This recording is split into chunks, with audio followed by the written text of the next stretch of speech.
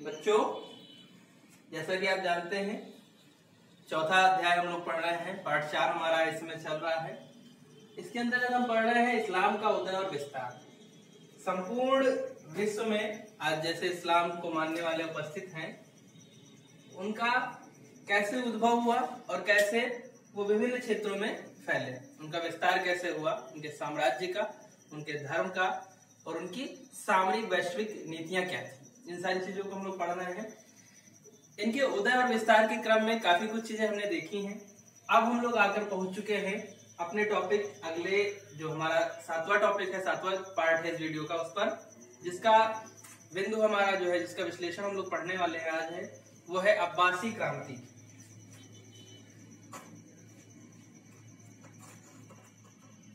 तो हम लोग पढ़ने जा रहे हैं अब्बासी क्रांति। अब्बासी क्रांति, ठीक है।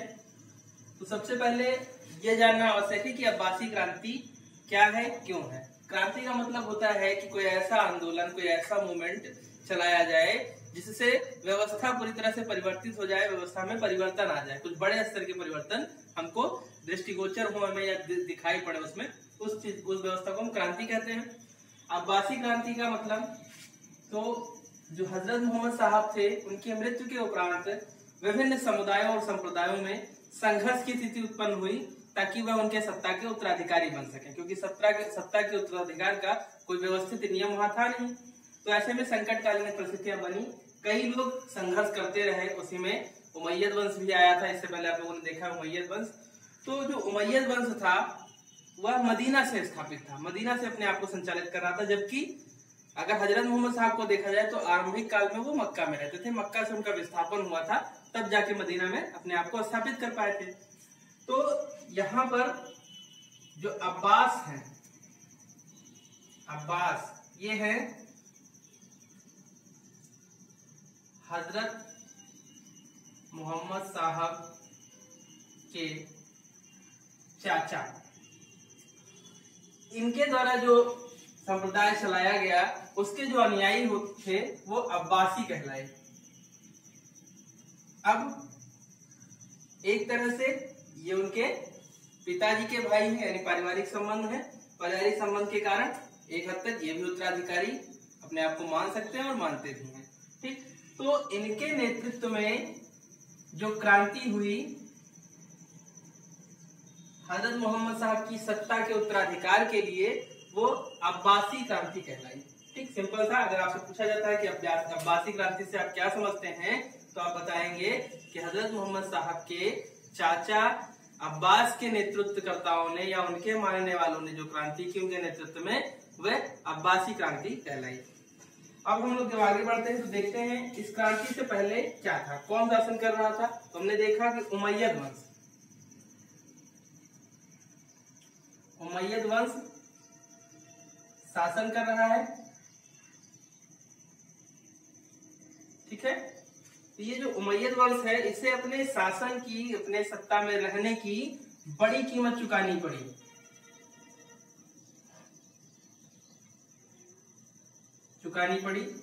और वह कीमत क्या थी?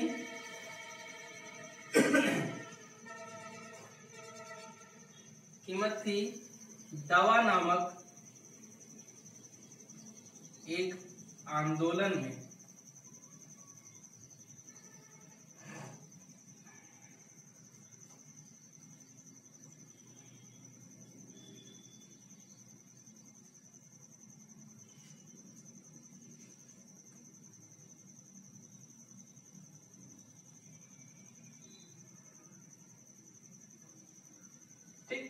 समझ में आया? उमैयद वंश शासन कर रहा है। उनके शासनकाल के दौरान अब्बास के नेतृत्व में लोग एक आंदोलन चलाते हैं जिसका नाम था दवा आंदोलन। और इस आंदोलन में होता क्या है कि इनकी सत्ता जो है 750 में वो पूरी तरह से समाप्त हो जाती है, यानी कि 750 में अब्बासी क्रांतिकारियों के द्वारा चलाए गए दवा नामक आंदोलन में इस सत्ता को उखाड़ फेंका। इसके बाद जब हम आगे बढ़ते हैं, जब इनको उखाड़ फेंका तो इनकी जगह कौन लेगा? तो इनकी जगह अब्बासियों ने ले ली। ठीक, अब्बासियों ने इनकी जगह ले ली, इनका स्थान ले लिया। ठीक, इस तरह से अब्बासी जो है 750 में हजरत मोहम्मद साहब के उत्तराधिकारी बनकर सामने आते हैं, और जो उमैयद वंश एक लंबे समय से शासन कर रहा था वो सत्ता से बाहर हो जाता है। इन्होंने बताया, अब्बासी लोगों ने बताया कि उमैयद दुष्ट प्रवृत्ति के थे।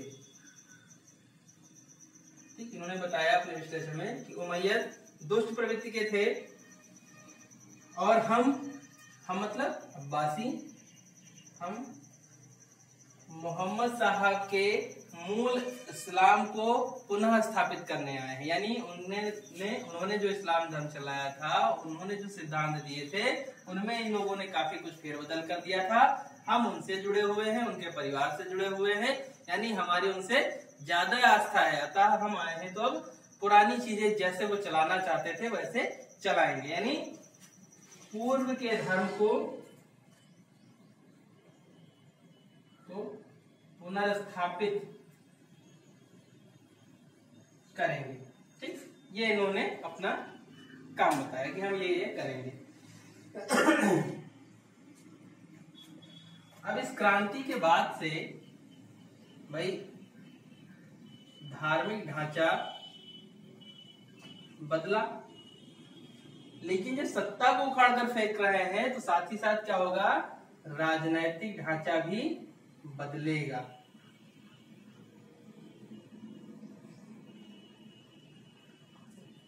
कहने का मतलब है अब्बासी क्रांति के परिणाम स्वरूप राजनैतिक व धार्मिक दोनों प्रकार की संरचना में परिवर्तन आया वहां के।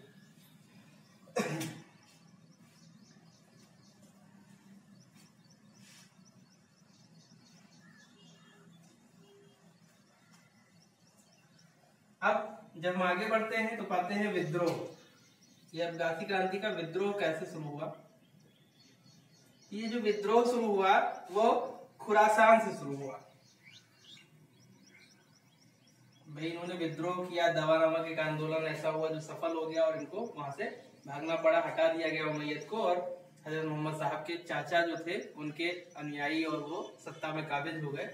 तो ये शुरुआत कहाँ से की इस आंदोलन की और विद्रोह की, उसको हम देख रहे हैं। तो कहते हैं कि आरंभ खुरासान यानी पूर्वी ईरान से हुई।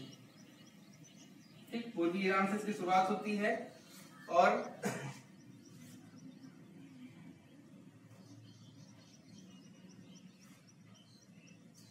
यहां से यहां पर दमिश्क से, जो कि उमैयद की राजधानी हुआ करती थी, दमिश्क से यहां पर पहुंचने में अच्छी नस्ल के तेज रफ्तार से दौड़ने वाले घोड़ों को भी 20 दिन का समय लगता था। यानी अगर बहुत ही व्यवस्थित सेना यहां से चल दे तब भी वह 20 दिन में पहुंचेगी। ठीक, 20 दिन में पहुंचेगी। क्रांतिकारी 20 दिन तक इंतजार करेंगे कि आके आप हमको मारिए, यहाँ से भगाइए, कतई नहीं। क्रांति किया, जब तक आप तैयारी बनाएंगे, निकालेंगे, 20 दिन में वहां पहुंचेंगे, तब तक वहां तो सब बदल चुका होगा। तो इस तरह से ये क्रांति जो है वो सफल रही। ये जो स्थान था यहाँ पर पहले से ही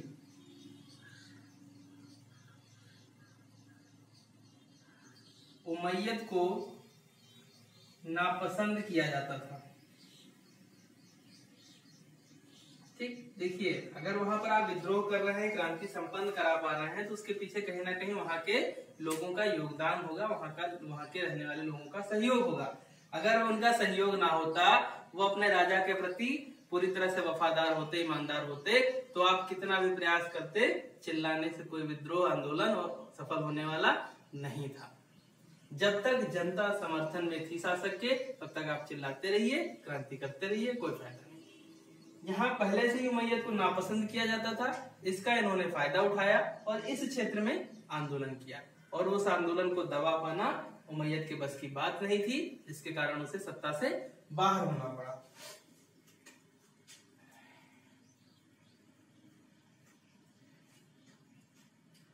इन्होंने इस विद्रोह को और मजबूती प्रदान करने के लिए एक वक्तव्य दिया। वक्तव्य क्या था? उनका वक्तव्य था कि पैगंबर के परिवार से, पैगंबर के परिवार से, परिवार मतलब अदल अल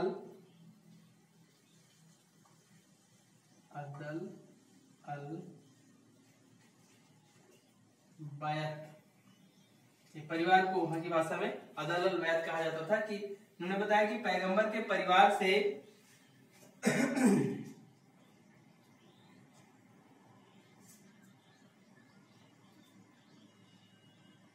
कोई व्यक्ति आएगा और दमनकारियों से मुक्ति दिलाएगा। ठीक, ये इन्होंने अपना वक्तव्य जारी कर दिया। तो अब लोगों को कहीं ना कहीं आस्था भी इनके साथ हो गई कि ये तो आ ही गए हैं, और लोग भी कह रहे थे कि पैगंबर के परिवार का कोई आएगा जो मुक्ति दिलाएगा अत्याचारियों से। तो तो उनको लगा कि ये अवसर आ चुका है कि अब बस वही मामला फिट है जो लोग कहा करते थे, यानी कि ये आ गए हैं दमनकारियों से मुक्ति दिलाने, मुक्तिदाता बनकर। यहाँ पर जो आंदोलन हुआ था वहां पर सेना का नेतृत्व, जो सेना थी उसका नेतृत्व ईरानी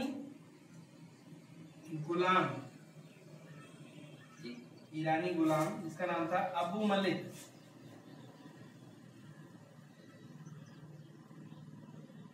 ने किया था।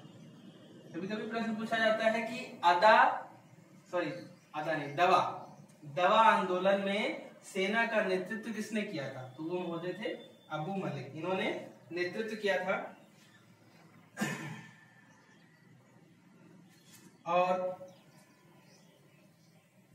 मारवन ये था उमैयद वंश का शासक।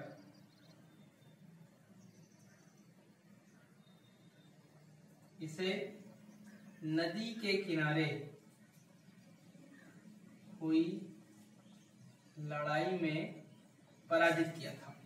ठीक, जो दवा की बात हो रही है, दवा आंदोलन, उसमें ये हुआ था, ये नेतृत्व करता था, उन्होंने उमैयद वंश के शासक को पराजित किया था। और इसके परिणाम स्वरूप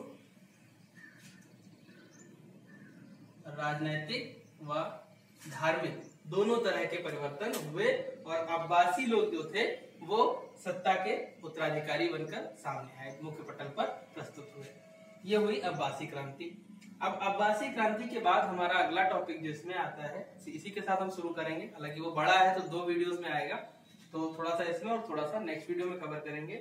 तो अब हम कहाँ पहुंच चुके हैं? हम ऐसे मोड़ पर पहुंच चुके हैं जहां वापस सत्ता हजरत मोहम्मद साहब के परिवार के सदस्यों के बीच में आ चुकी है। अब क्या है? अब खिलाफत पुनः स्थापित हो चुकी है। इससे पहले जो उमैयद वंश था वो खिलाफत को समाप्त तो नहीं किया था उसने, लेकिन कहीं ना कहीं अस्तित्वहीन, महत्वहीन कर दिया था। अब जो खिलाफत है वो पुनः अपने वर्चस्व में आएगी, लेकिन देखना ये होगा कि ये वर्चस्व कायम रहता है या उसका विघटन हो जाता है। क्यों? क्योंकि आने वाले कालखंड में हम देखेंगे, आने वाले 100-200 सालों में, कि अलग अलग क्षेत्रों में अलग अलग क्षेत्रों में राजनीतिक शक्तियों का उदय हो जाता है, राजनीतिक शक्तियां उत्पन्न हो जाती हैं और वो व्यापारिक व्यवस्थाओं पर ज्यादा ध्यान देने लग जाते हैं। तो ऐसे में यह समझना होगा कि ये जो हमारा अब्बासी क्रांति के बाद का पक्ष है, जिसमें हम देखेंगे खिलाफत जो थी वो अस्तित्व में रही या विघटित हो गई। इसको हमें अगले टॉपिक में पढ़ना है। तो शुरू करते हैं, खिलाफत का विघटन और सल्तनतों का उदय।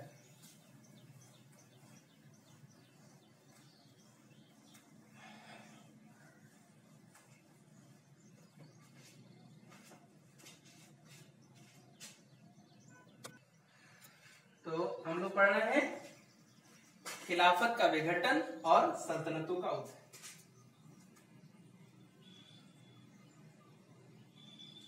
खिलाफत अर्थात खलीफा की सत्ता,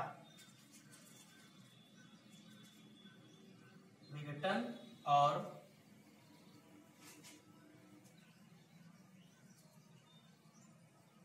सल्तनतों का उदय। देखिए ये टॉपिक इसलिए आवश्यक हो जाता है क्योंकि आने वाले कालखंड में हम देखेंगे कि व्यापारिक यात्राएं होती हैं और व्यापारिक यात्राओं के साथ साथ विभिन्न देशों में अभियान किए जाते हैं।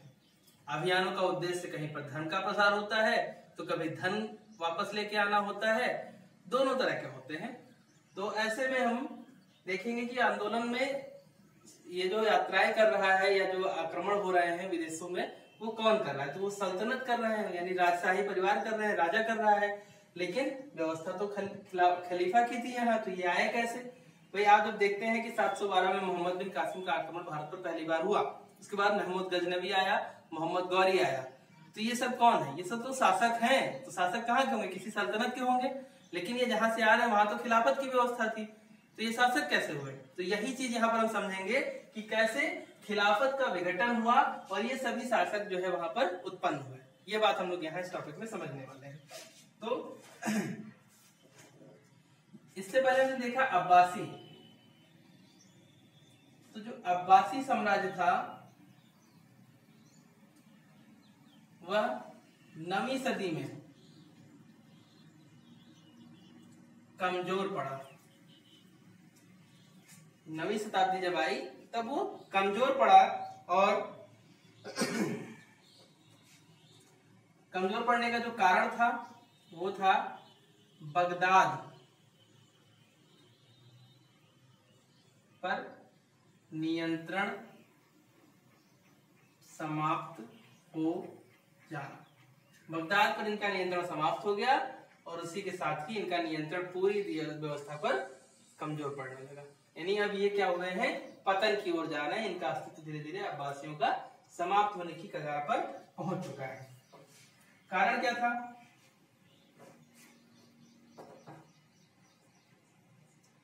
ये सभी जो थे अरब के थे। बगदाद जो था वहां के लोग, बगदाद के जो लोग थे वे दो गुटों में बंट गए थे। अरब समर्थक, दूसरे थे ईरान समर्थक। देखिए अरब के मक्का से निकलकर इराक में बगदाद में शासन करना, बगदाद को अपनी राजधानी बनाना, बगदाद को केंद्रित व्यवस्था के अंतर्गत संचालित करना, बगदाद पर पूर्ण नियंत्रण रखना, तो एक बड़ा काम था, वो इन्होंने किया। लेकिन धीरे धीरे वहां के लोगों की राजनीतिक चेतना जागृत हुई।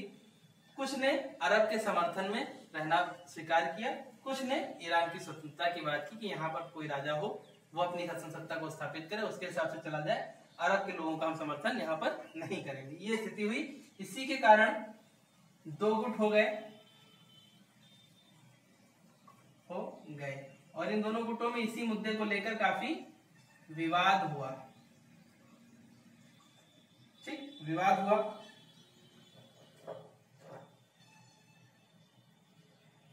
इसी कालखंड में एक खलीफा हुए। इसी कालखंड में जब ये स्थिति हो रही है, उसी कालखंड की बात है, 810 ईस्वी में एक खलीफा हुए जिनका नाम था हारून अल रशीद। हारून अल रशीद, इनके दो बेटे थे। ठीक, तो पहला एक तो विवाद यहां चल रहा था समर्थकों में, दूसरा दोनों बेटों में अलग अलग, दोनों बेटों को लेके समर्थक अलग गुट में बट गए।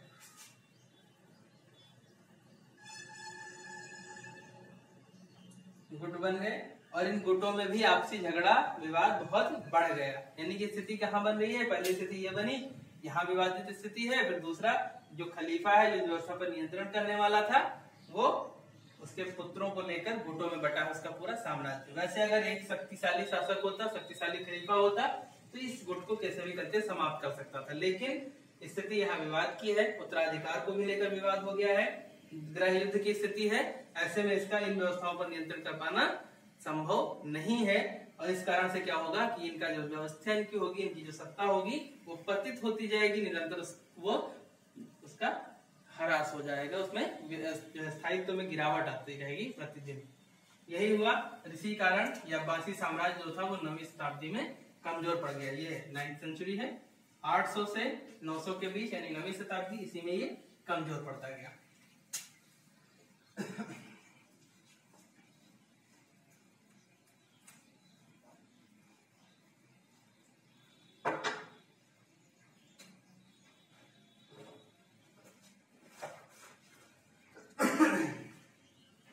जब सत्ता कमजोर हुई, जब सत्ता कमजोर हुई तो एक नए वर्ग का उदय हुआ,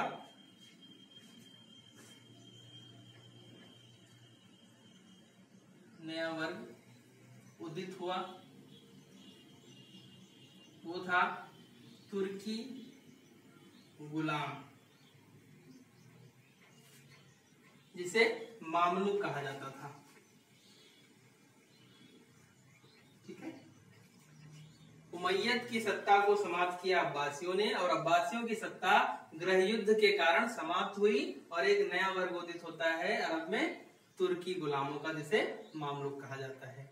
यही वह मामलुक वंश है जिससे कुतुबुद्दीन ऐबक आगे भारत पर आकर शासन करता है। मोहम्मद गौरी के साथ आता है और भारत का जो शासक बनता है, तो वो इस बात की घोषणा करता है कि वो मामलुक वंश से था, यानी गुलाम वंश से था। ठीक, अब यहाँ पर ये बात स्पष्ट हो जाती है कि वह गौरी का गुलाम था या नहीं था, लेकिन वह उस वंश से संबंधित था जिसका नाम ही था तुर्की गुलाम। ठीक, चलिए अब इसके आगे हम देखते हैं। इनके साथ ही साथ वैसा तो है नहीं कोई नया राज्य जो होगा वो पूरे साम्राज्य को कब्जे में ले लेगा, ऐसा तो होगा नहीं। जैसे मान लीजिए ये क्षेत्र है और ये इतने भाग हैं इसके, ठीक, यहाँ पर राजा है और इसका 1 2 3 4 इस पे नियंत्रण है। ये यहाँ पर क्या करें, विद्रोह कर दो, विद्रोह के कारण ये सत्ता हो जाए समाप्त। तो ऐसे में ये तो होगा नहीं कि इनकी सत्ता समाप्त होती है ये चारों तरफ फैल जाएंगे तुरंत, इनके अंदर तो इतनी ताकत होगी कि अपने आप को फ्री कर पाए, ऐसा तो होगा नहीं कि दूसरे पर भी कब्जा कर ले जाए। तो ऐसे में क्या हुआ कि जब इन्होंने स्वयं को फ्री किया तो इसके आसपास जो अवसर की तलाश में लोग बैठे हुए थे कि मौका मिले, राजा कमजोर पड़े तो हम ताकतवर बन जाएं, उन्होंने भी अपना झंडा बुलंद किया और उस क्षेत्र में अनेकों राजवंश जो थे वो नए नए उदित हो गए इसी सत्ता समाप्ति के कारण। वो राजवंश कौन से थे, आइए इसको देख लेते हैं। इस काल में खुरासान में, जहां से उमैयद के खिलाफ विद्रोह हुआ था, ये सत्ता में आए थे, वहां पर ताहिरी वंश की स्थापना हुई। ताहिरी वंश ने स्वयं को वहां का उत्तराधिकारी घोषित कर दिया। ट्रांसोक्सियाना में, ट्रांसोक्सियाना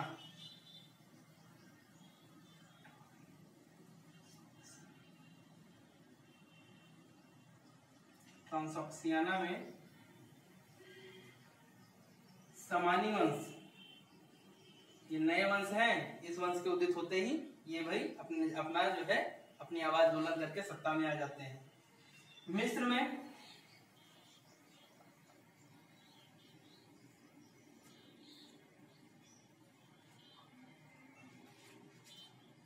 तुलूनी वंश, और मिस्र के साथ साथ सीरिया में भी यही वंश आता है। ठीक, तब इस तरह आप देख रहे हैं कितने राजवंश हो गए वहां पर अब्बासी के समाप्त होने के बाद, 1 2 3 4।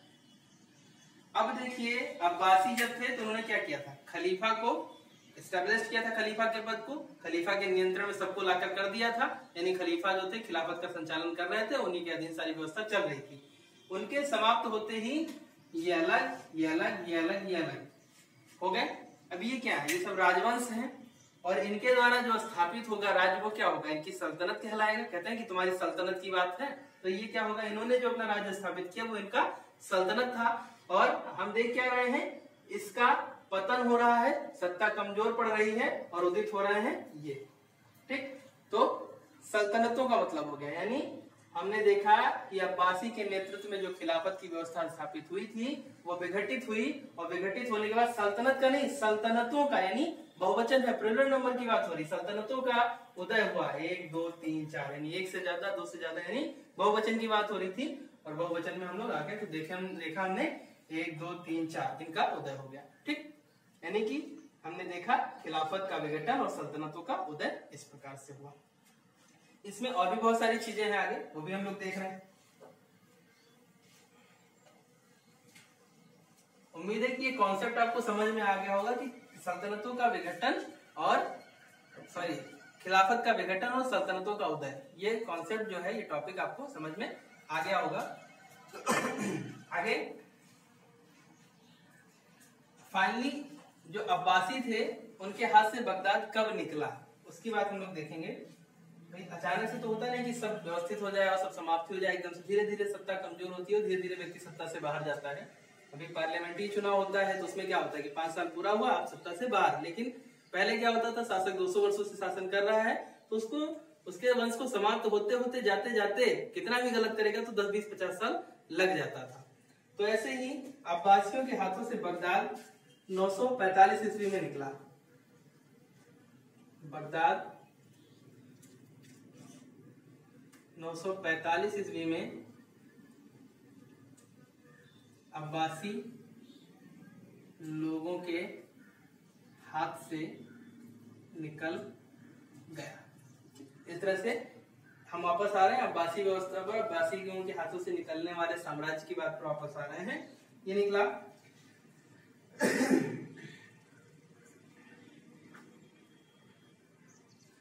यहां पर 950 में क्या हुआ, बुवाही, हमने देखा इतने राजवंश उदित हो गए, उसी में से एक ये भी है। बुवाही राजवंश ने इस अवधि में बगदाद पर कब्जा कर लिया।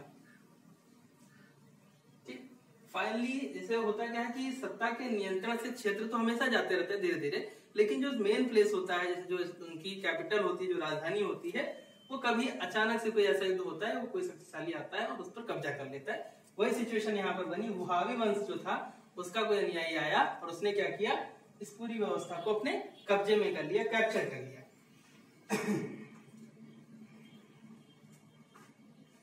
जो वहाबी वंश था, इसके शासकों ने उपाधियां धारण की। भाई धारण भी क्यों न करें, उपाधि धारण करने के पीछे कारण यह था कि इन्होंने उस सत्ता को समाप्त किया था, पराजित किया था, जिसने उमैयद के लंबे शासनकाल को समाप्त किया।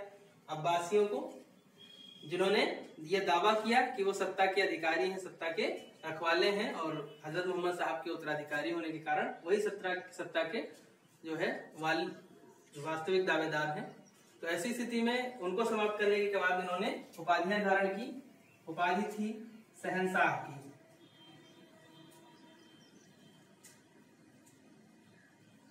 ठीक, 1 मिनट स्टूडेंट।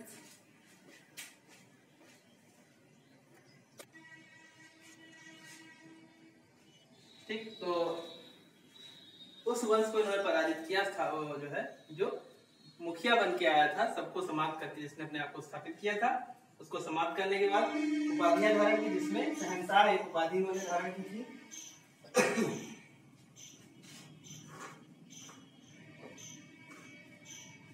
लेकिन खलीफा की उपाधि नहीं धारण की। इन्होंने शहंशाह की उपाधि धारण कर ली। शहंशाह मतलब राजाओं का राजा, इसकी उपाधि तो धारण कर ली, लेकिन खलीफाओं की उपाधि नहीं धारण की। उसका पीछे कारण ये था कि उन लोगों की भावनाओं को आहत नहीं करना चाहते थे ये, जिससे जो लोग खलीफा की सत्ता से बहुत ही आत्मीय रूप से जुड़े हुए थे। अगर ये स्वयं को खलीफा घोषित कर देते तो ऐसे में क्या होता कि ऐसे लोग जो अब्बासियों से या खलीफा से बहुत ज्यादा आत्मीय रूप से जुड़े हुए थे, उनको ज्यादा कष्ट होता और फिर वो संगठित होकर इनके खिलाफ विद्रोह कर सकते थे। जब अति हो जाती तो विद्रोह हो जाता इनके लिए। तो ऐसी स्थिति में इन्होंने इस बात को बचा के रखा और इसका ध्यान रखा कि ऐसा प्रयास करो कि विद्रोह की स्थिति ना बने। उस सत्ता के खिलाफ आप बात मत करो जिस सत्ता से लोगों की आस्था जुड़ी हुई है। आप शहंशाह बन जाओ, शासक के शासक बन जाओ, वो चीजें ठीक है।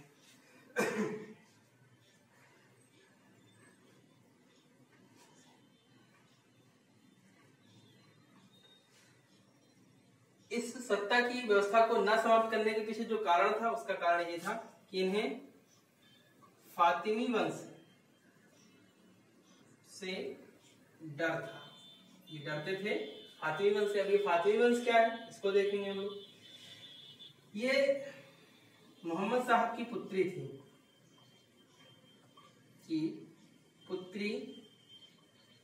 फातिमा के वंशज थे। ठीक, अब होता क्या है कि भैया चाचा कह रहा है कि मेरे भाई का बेटा था इसलिए मैं उत्तराधिकारी हूँ, तो बेटी के वंशज तो कह सकते हैं कि मेरे माता जी के पिताजी थे यानी मेरे नाना जी थे, तो मैं भी उत्तराधिकारी बनता हूँ इस हिसाब से। तो फातिमी वंश से इनको डर था कि अगर खिलाफत की बात की इन्होंने कहा हम खलीफा हैं, तो सीधे सीधे ये आरोप कर रहे हैं मोहम्मद साहब के उत्तराधिकार पर। वैसे भी क्या है, अब इन्होंने राजनीतिक लड़ाई लड़के उस क्षेत्र पर कब्जा कर लिया, यानी एक तरह से पॉलिटिकल अटैक किया था।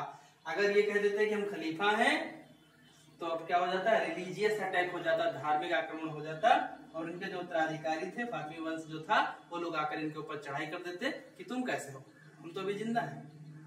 तो इस कारण उन्होंने कहा कि अब कोई आएगा तो हम उससे ये बात तो कहेंगे कि भैया हमको इससे सत्ता से, हजरत मोहम्मद साहब की सत्ता से मतलब नहीं है, हमने तो अपने ताकत के बल पे इस क्षेत्र को विजित कर लिया है, हमें यहाँ के धर्म से कोई लेना देना नहीं, हमें यहाँ के धर्म पर कोई आपत्ति नहीं है, ना हम उसके धर्म में किसी तरह से कोई परिवर्तन या हस्तक्षेप करना चाहते हैं, हमने तो सिर्फ सत्ता को प्राप्त किया है, इस क्षेत्र पर कब्जा किया।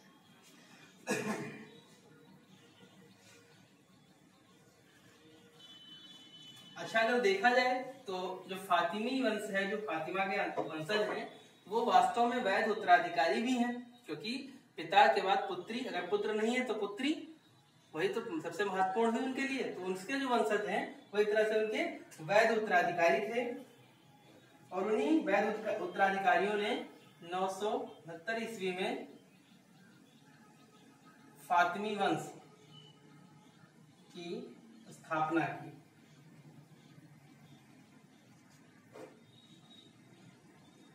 और उन्होंने पुरानी राजधानी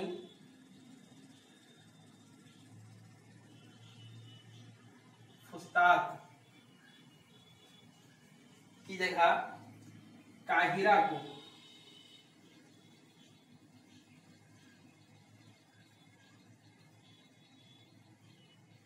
बनाया। ठीक, इन्होंने उस सत्ता पर हस्तक्षेप नहीं किया, किसने,